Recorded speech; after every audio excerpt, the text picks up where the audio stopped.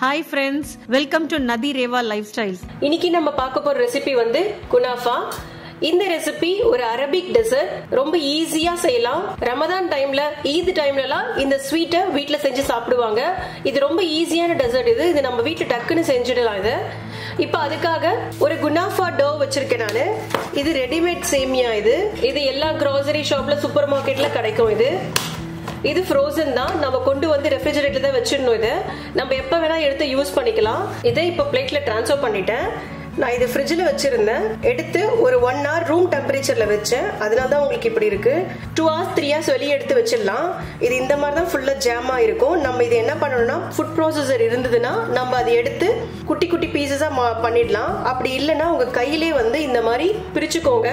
இது நல்லா ஃபுல்லா கட் பண்ணி எடுத்துட்டேன். இப்போ 1 கப் பட்டரை மெல்ட் பண்ணி வச்சிருக்கேன். நான் நல்லா லிக்விடா மெல்ட் பண்ணி வச்சிருக்கேன். இந்த 1 கப் பட்டரை நம்ம இந்த சேமியா மேல ஊத்திக்கலாம். ஊத்திட்டு நல்லா பிசைஞ்சிக்கலாம். இது மாய்ஸ்டரா இருக்கணும். அதனால இப்போ இந்த சேமியால 1 கப் பட்டர் போட்டு, மெல்டட் பட்டர் போட்டு நல்லா எல்லாத்தையும் நல்லா பிசைஞ்சு விட்டுட்டேன். இப்போ எல்லாத்துலயும் பட்டர் நல்லா அப்ளை ஆயிடுச்சு. இப்போ நம்ம சேமியாவை ரெடி பண்ணிட்டோம். அடுத்தது இந்த சேமியா நடுவுல ஃபில் பண்றதுக்கு ஃபில்லிங்ஸ் ரெடி பண்ணிடலாம். இப்போ குனாஃபாக்கு ஃபில்லிங்ஸ்க்காக நான் சீஸ் எடுத்திருக்கேன். Mozzarella cheese. இது 200 கிராம் சீஸ் எடுத்திருக்கேன். சீஸ் இல்லாமையும் நீங்க வெறும் கிரீம் சீஸ் மட்டும் யூஸ் பண்ணலாம். இந்த சீஸையும் நீங்க யூஸ் பண்ணீங்கன்னா நீங்க கட் பண்ணி எடுக்கும் போது நல்லா சீஸியா இருக்கும், சாப்பிடறதுக்கு ரொம்ப நல்லா இருக்கும். அதனால மொசரல்லா சீஸ் எடுத்திருக்கேன் நானு. இந்த சீஸ் வந்து ரூம் டெம்பரேச்சர்ல மெல்ட் ஆயிடுச்சு. இப்போ அதுல 300 கிராம் கிரீம் சீஸ் ஆட் பண்றேன். இதை நல்லா மிக்ஸ் பண்ணிக்கலாம். அந்த கிரீம் சீஸும் மொசரல்லா சீஸையும் நல்லா மிக்ஸ் பண்ணி வச்சுட்டோம். சோ இப்போ நம்மளோட ஃபில்லிங்ஸ் ரெடி ஆயிடுச்சு. இப்போ நம்ம அசெம்பிள் பண்றதுக்காக இந்த மாதிரி ஒரு ட்ரே எடுத்துக்கோங்க. இது நான்ஸ்டிக் ட்ரேவா கூட இருக்கலாம், இல்லனா நீங்க அலுமினியம் ட்ரேவாவும் இருக்கலாம். இந்த ட்ரேல பட்டர் ஃபுல்லா அப்ளை பண்ணிடுறேன். இப்போ இந்த ட்ரேல நான் பட்டர் ஃபுல்லா நல்லா அப்ளை பண்ணிட்டேன் பாருங்க. இப்போ நம்ம செஞ்சு வச்சிருந்த இந்த பட்டரோட மிக்ஸ் பண்ண சேமியாவை இப்போ நம்ம ஒரு லேயரா எடுத்து இந்த ட்ரேல நம்ம வச்சிடலாம். இப்போ இந்த ஒரு ட்ரேல நான் ஒரு லேயர் ஃபில் பண்ணிட்டேன். இப்போ இதன் சேமியாவை நல்லா பிரஸ் பண்ணி விடுங்க. பிரஸ் பண்ணி விடும்போது நல்லா அது பஞ்ச் ஆகும். அதுக்கப்புறம் இந்த மேல நம்ம கிரீம் ஃபில்லிங் போட்டுட்டு அடுத்த லேயர் நம்ம போடணும். அதனால இது நல்லா பஞ்ச் பண்ணி விடுங்க. அப்பதான் எல்லாம் ஒரே அளவா அசெம்பிள் ஆகும். இதை நீங்க கையில வேணா பிரஸ் பண்ணி விடலாம். அப்படி இல்லைன்னா உங்ககிட்ட பிரஷர் இருந்ததுன்னா அதை வச்சு பிரஸ் பண்ணாலும் நல்லா பிரஸ் ஆகும். இப்போ நம்ம இந்த சேமியாவை ஈக்குவலா பிரஸ் பண்ணி எடுத்துட்டோம்.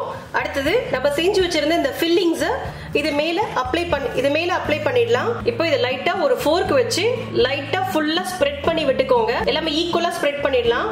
இப்போ நம்ம இது ஃபுல்லா இந்த ஒரு லேயர் அப்ளை பண்ணிட்டோம். இதுக்கும் மேல நம்ம செஞ்சு வச்சிருந்த இப்ப இன்னொரு சேமியாவும் போட்டுடலாம். இப்போ இதுக்கு மேல சேமியா ஃபுல்லா போட்டுட்டோம். இதையும் ஒரு பிரஷர் வச்சு நல்லா பிரஸ் பண்ணிக்கோங்க. ஈக்குவலா பிரஸ் ஆகணும். டைட்டா பிரஸ் பண்ணாதான் நம்ம கேக் மாதிரி கட் பண்ண முடியும். ஈக்குவலா பிரஸ் பண்ணியாச்சு. இப்போ இந்த ட்ரேல நம்ம அரேஞ்ச் பண்ணிட்டோம். இப்போ அவனை ப்ரீ ஹீட் பண்ணிடலாம். ஒரு 10 minutes ப்ரீ ஹீட் பண்ணிட்டு நம்மளுடைய ட்ரே எடுத்து அவன்ல வச்சிடலாம். சுகர் சிரப் ரெடி பண்றதுக்காக நான் ஒரு சாஸ் பேன் எடுத்திருக்கேன். இந்த சாஸ் பேன்ல 1/2 கப் சுகர் எடுத்திருக்கேன். இந்த 1/2 கப் சுகரை நம்ம இப்ப சாஸ் பேன்ல ஆட் பண்ணிக்கலாம். 1/2 கப் சுகருக்கு நான் 1 கப் தண்ணி எடுத்திருக்கேன். இந்த 1 கப் தண்ணியை ஆட் பண்ணிக்கலாம். சுகர் கரையிற அளவுக்கு பாயில் ஆகட்டும். சுகர் மெல்ட் ஆயிடுச்சு. 1 ஸ்பூன் லெமன் ஜூஸ் வச்சிருக்கேன். இதை நம்ம ஆட் பண்ணிக்கலாம். நம்மளுடைய சுகர் வாட்டர் வந்து திக்காகாம இருக்கிறதுக்காக இதை ஆட் பண்ணலாம். இப்போ இது மிக்ஸ் கொடுத்துக்கோங்க. இதே டைம்ல சாஃப்ரான் வச்சிருக்கேன். இது ஆப்ஷனல் தான். இது இருந்ததுன்னா ஆட் பண்ணிக்கோங்க. இப்போ இந்த சாஃப்ரானை ஒரு பிஞ்ச் சாஃப்ரான் ஆட் பண்ணிக்கிறேன்.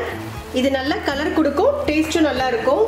1/2 ஸ்பூன் ரோஸ் வாட்டர் ஆட் பண்ணிக்கலாம். இப்போ இது நல்லா மிக்ஸ் கொடுத்துக்கலாம். பாருங்க, சாஃப்ரான் போட்ட உடனே நல்லா கோல்டன் கலர்ல வந்துருச்சு. இப்போ முடிஞ்சிடுச்சு நம்ம சுகர் வாட்டர். இப்போ ஃப்ளேம் ஆஃப் பண்ணிடலாம். இது ஒரு பக்கம் எடுத்து வச்சிடலாம். அவன் 15 minutes ப்ரீ ஹீட் பண்ணி வச்சிருக்கேன். இப்போ நம்ம ஒரு ட்ரேவை எடுத்து இதுல வச்சிடலாம். ஒரு 35-40 minutesக்குள்ள ரெடி ஆயிடும். அவன்ல இருந்து எடுத்தாச்சு. சூப்பரா ரெடியா இருக்கு பாருங்க. சாஃப்டாவும் இருக்கு. இப்போ நம்ம செஞ்சு வச்சிருக்க அந்த சுகர் சிரப்பை மேல ஊத்திக்கலாம். நம்ம 45 minutes அவன்ல வச்சோம். இந்த 45 minutes அவன்ல வைக்கும் போது ஒரு தடவை 20 minutes கழிச்சு நீங்க திருப்பி போட்டுக்கோங்க. அப்பதான் 2 பக்கமும் நல்லா ரெட்டிஷா வரும். இப்போ இதை ஒரு ட்ரேல சேஞ்ச் பண்ணிக்கலாம். இப்போ சுகர் சிரப் இது மேல எல்லாம் அப்ளை பண்ணியாச்சு. பிஸ்தா நல்லா கிரஷ் பண்ணி வச்சிருக்கேன். இந்த பிஸ்தா வச்சு நம்மளுடைய குனாஃபாவை டெக்கரேட் பண்ணிக்கலாம். அவ்வளவுதான், முடிஞ்சிருச்சு. இப்போ கட் பண்ணலாம். கட் பண்ணிட்டோம். நம்மளுடைய குனாஃபா சூப்பரா ரெடி ஆயிடுச்சு. பாருங்க, கிரீமியா இருக்கு. இந்த ரெசிபியை நீங்க வீட்ல ட்ரை பண்ணி பாருங்க. உங்களுக்கு பிடிச்சிருந்தா கமெண்ட் செக்ஷன்ல கமெண்ட் பண்ணுங்க. இந்த வீடியோ உங்களுக்கு பிடிச்சிருந்ததுன்னா லைக் பண்ணுங்க, ஷேர் பண்ணுங்க, மறக்காம சப்ஸ்கிரைப் பண்ணிடுங்க. தேங்க்யூ.